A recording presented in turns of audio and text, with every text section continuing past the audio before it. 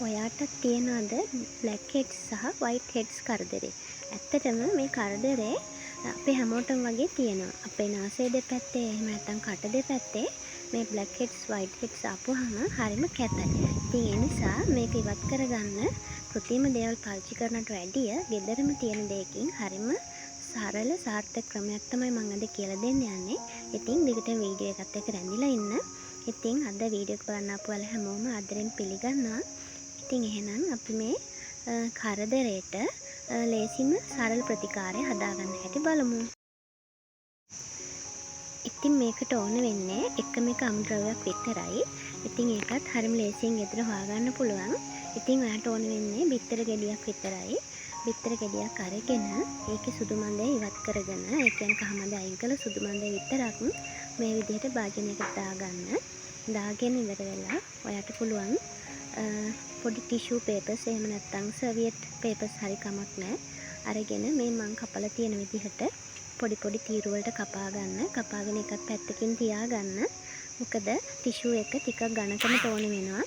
Tissue එක තුනි වුණපුවාම අපිට මේකට පාවිච්චි කරන්න අමාරුයි. ගලවන්න ටිකක් අපහසු වෙනවා. ඉතින් බිත්තර සාරු ටික මේ විදිහට ඔයාගේ මුනේ බ්ලැක් හෙඩ්ස් වයිට් හෙඩ්ස් තියෙන තැන්වල හොඳින් ආලේප කරන්න. බ්‍රෂ් එකක් ආධාරයෙන් ආලේප කරනවා ගොඩක් හොඳයි. ඉතින් මට නම් බ්‍රෂ් එකක් තිබුණ නැති නිසා මම අතින් තමයි ගෑවේ.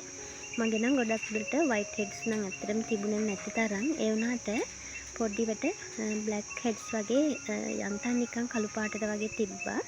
ඉතින් ඒ නිසා තමයි මම මේක කරලා බැලුවේ. මොකද මේකට ප්‍රතිකාරයක් නොකළොත් මේක තවත් වැඩි වෙන්න පුළුවන් කියලා මට හිතුණා. ඉතින් ඒ නිසා තමයි මම මේ ක්‍රමය පාවිච්චි කරලා බැලුවේ. ඊට පස්සේ දැන් අපි බිත්තර සාරු ගෑවට පස්සේ අපි ගත්ත ටිෂු පේපර්ස් ටික ඔයාලට පුළුවන් ටිෂු එක තව චුට්ටක් බිත්තර සාරු වලින් තෙත් කරලා ඔයාගේ නහය දෙපැත්තේ කට දෙපැත්තේ මෙන්න මේ විදිහට තදින් අලව ගන්න. බ්ලැක් හෙඩ්ස් තියෙන තැන් වල චුට්ටක් අතින් තද කරලා ඒක හැමඩ චුට්ටක් තද වෙන්න අරින්න. කට දෙපැත්තේ තියෙනවා නම් මේ විදිහට කට දෙපැත්තේ අලව ගන්න හොඳට නිකට එහෙම තියෙනවා නම් තදින් මේ විදිහට අලව ගන්න.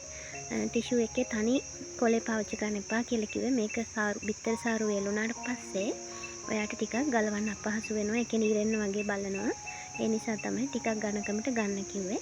ඉතින් මේ විදිහට අලවගෙන ටිකක් වෙලා ඉන්න. ටිකක් වෙලා කියන්නේ මේක හොඳටම තද වෙනකන් ඉන්න. ඉතින් ඔයාට ගෙදර මොන හරි වැඩක් තියෙනවා නම් ඒ වැඩේ කරන්න පුළුවන් මේක අලවගෙන. එහෙම නැත්නම් ඉතින් මට වගේ වැඩක් නැත්නම් මේ විදිහට නිකන් ඉතින් බලන් ඉන්නත් පුළුවන්. ඉතින් මේක දාගත්තට පස්සේ ඔයා චුට්ටක් සැරින් සැරේ අල්ලලා බලන්න කඩදාසියක් වගේ මේක හොඳටම තද වෙලා නම් විතරක් මේක ගලවන්න. එහෙම නැත්නම් ගලවන්න යන්න එපා. ගලවන කොටත් මේක හිමීට ඉවත් කරන්න.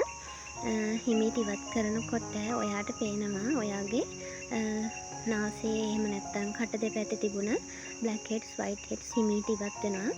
ඉතින් මේක එක දවසක් කරලා නවත්තන්න එපා. සතියට දවස් දෙකක් විතර ඔයා මේක කරන්න. කිසිම දෙයකට බය වෙන්න දෙයක් නැහැ. මොකද මේක ශරීරය බාහිරින් කරන දෙයක්. ඒ වගේම බිත්තර කියන්නේ ඇත්තටම අපේ සමට ගොඩාක් ගුණදායක දෙයක්. ඉතින් ඒ නිසා මේ ප්‍රතිකාරය කරන්න කිසිම විටක ඔයා බය වෙන්න එපා. හිමීට ගලවන්න. හයියෙන් ගලවනකොට ඔයාට රිදෙන්න පුළුවන්. ඉතින් මේ ටිෂු එක ඉවත් කරගත්තට පස්සේ ඔයාට පුළුවන් අයිස් කැටයකින් ඔයා ඉවත් කරගත්ත පෙදෙස චුට්ටක් මසාජ් කරගන්න. එහෙම නැත්නම් රෝස් වෝටර් තියෙනවා නම් ඒකෙන් චුට්ටක් ගන්නත් පුළුවන්.